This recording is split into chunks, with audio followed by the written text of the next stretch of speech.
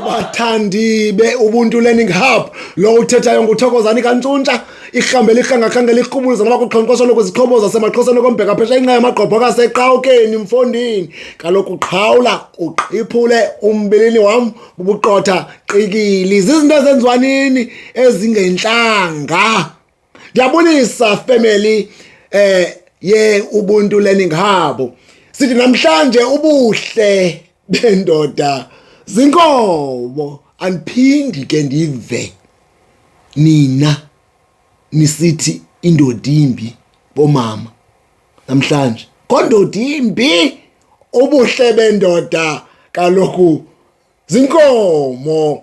Sithi isiXhosa sethu sizanalo namhlanje wamkelekile ke family. Kudala kwakusithiwa ubuhle bendoda zinkomo namhlanje impumelelo ayiseyomfuyo kuphela. Impumelelo sisimilo, ulwazi kunye nefuthe esinalo ebantwini.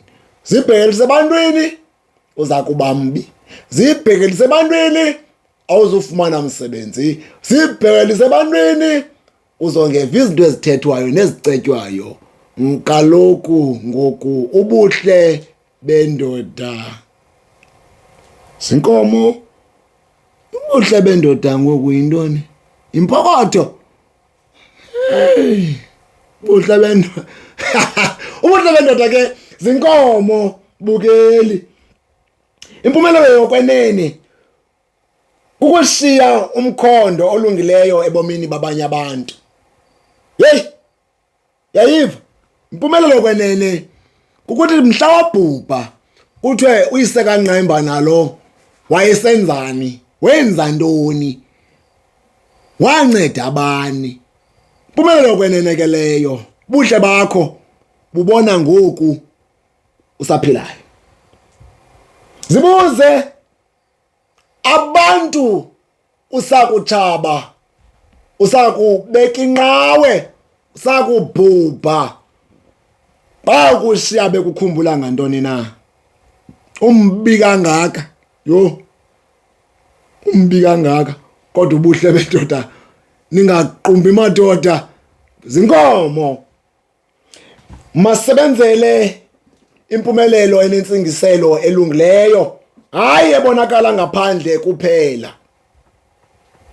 Bemhle ngaphandle apha, bemhle apha waziwe kuba khawuve elungile akho kwanto uyenzayo kokwenu. Impumelelo yendoda kukuhlonipha ilungelo layo kwifamily yayo. Ubuhle bendoda zinkomo ke nibahlamani madoda. Umhle apha eKapa, umhle apha eQonce, umhle apha eMzimvubu, umhle apha eLimpompo, umhle apha KwaZulu Natal. Umhle ndoda ndini kodwa umbi ngoba uzibhekelisile kwabanye abantu. Khumbula ubuhle bendoda zinkomo. Bantu basetyhini ubuhle bendoda zinkomo. Yindoda ekwazi ukukhathalela, engakubulaliyo, engakuqwengiyo, nengakukwitshiyo indoda enenkomo. Kodwa indoda elutshaba kuwe yileyo ekungombayo ngathi ligubu elibethwa xa kutshona ilanga.